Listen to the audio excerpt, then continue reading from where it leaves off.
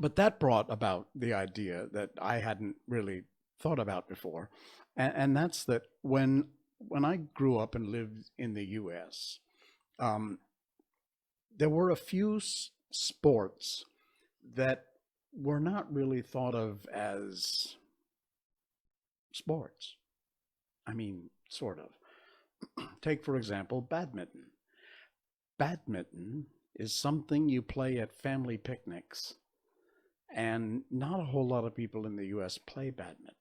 I'm sure we probably have some badminton team, national team or something, but I'm also sure we probably suck. Um, but badminton is something that, you know, people kind of play it a bit at family picnics, and otherwise they don't give it a second thought. It does remind me, though, of Jarts. Now, if you don't know what Jarts is, let me explain it to you. It was a toy, a game created, I think it was the 70s. It might have leaked into the 60s, but I'm sure it was the 70s because I played it in the 70s. You got this big ring, plastic ring. It was about, I don't know, foot and a half wide, maybe 2 feet. And you had two of them. So you set them up on the lawn across from each other, maybe 50 feet apart or so. And then you had these giant darts. They were, badminton is the sport with the scoops.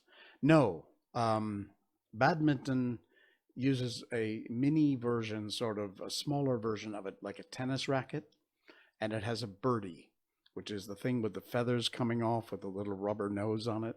Boonk, boonk, back and forth. That's badminton across the net. Singles, which is two, one against one, two against two, something like that. Okay, so back to jarts, lawn darts, or jarts as they were called. These giant darts.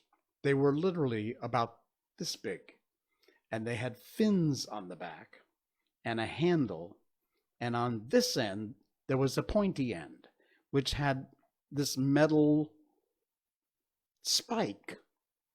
And you basically, how can I explain this?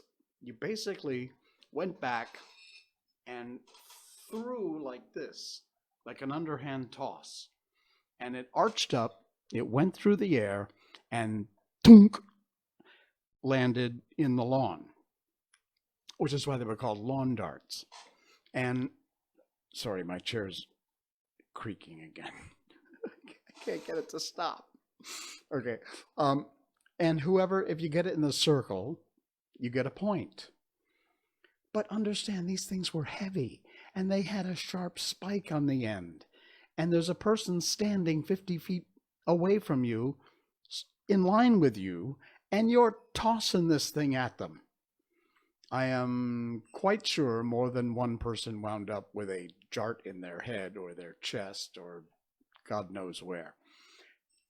This thing would never get off the planning table these days of, oh, we have to be careful, we can't get anybody injured, everybody gets a participation trophy and all that bull crap.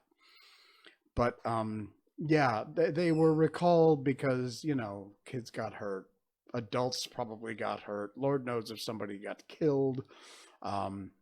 Serious weapons, but a lot of fun. Back in the day, when I was growing up, we took our banana seat, high bicycles, and we set up jumps, and we set people laying down in the road in front of the jumps, and we jumped over top of the people on our bikes. Those were the days when it was fun. We drank out of the water hose from the side of the house. We stayed up until the streetlights came on, and we played lawn darts, jarts. Snort.